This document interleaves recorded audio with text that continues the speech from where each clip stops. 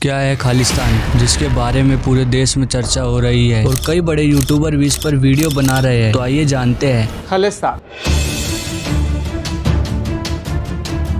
पंजाब में खालिस्तान आंदोलन रफ्तार पकड़ रहा। इंदिरा गांधी सिख खालिस्तान की गल करते हैं। खालिस्तान नाम खालसाओं से बना है और इसका मतलब है खालसाओं का राज। 1947 में ब्रिटिश राज के बाद यह डिसाइड किया गया कि इंडिया का एक इंडिपेंडेंट देश बनेगा, लेकिन कुछ सिख एक अलग राज्य की मांग कर रहे थे और सरकार इसके खिलाफ थी। उसके बाद सिखों की एक नई कम्युनिटी बनी जिसकी जिम्मेदारी भिंडरवाला को मिली। उस समय भिंडरवाला बहुत चर्चा में था। कुछ आरोपों के कारण भिंडरवाला को अरेस्ट किया गया। इसके कारण पंजाब में दंगे होने लगे और कुछ लोगों की जानें चली गई।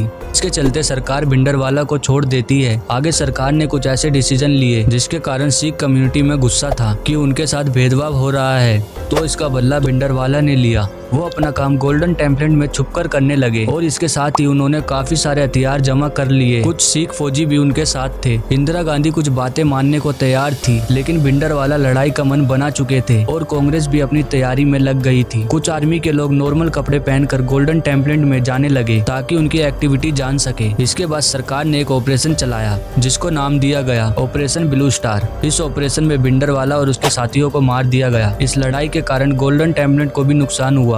इसके बारे में जब सिखों को पता चला तो पूरी दुनिया के सिख भड़क गए और सिख लोगों ने कसम खाई कि जिन लोगों ने भी गोल्डन टेम्पलेट का ये हाल किया है उनको हम जिंदा नहीं छोड़ेंगे। इस वायलेंस में इंदिरा गांधी को सबसे ज्यादा खतरा था, इसलिए उनको सिक्योरिटी दी गई। सिक्योरिटी में कुछ सिख बॉडीगार्ड भी थे जिनको हटाने की सलाह दी गई थी, लेकिन इंदिरा गांधी ने बोला इससे सिखों को गलत मैसेज जाएगा। 31 अक्टूबर 1984 को उनके सिख बॉडीगार्ड द्वारा 18 गोली मारकर हत्या कर दी गई, जिसके बाद हिंदू लोगों ने सिखों को मारना चालू कर दिया। इस दंगे में कई सिखों की जान चली गई। इस दंगे में जो शामिल था उनको सजा दी गई और धीरे धीरे करके सिखों पर सरकार का कंट्रोल बनने लगा और सब नॉर्मल हो गया। लेकिन फिर एंट्री होती है अमृतपाल की। इनको सिख कम्युनिटी का हेड बनाया गया। अमृतपाल भी फिर से खालिस्तान की मांग करने लगे। ये मोर्चा फिर से एक नया रूप लेता हुआ दिख रहा है। अब देखना यह है कि ये मुद्दा आगे कहां तक जाता है।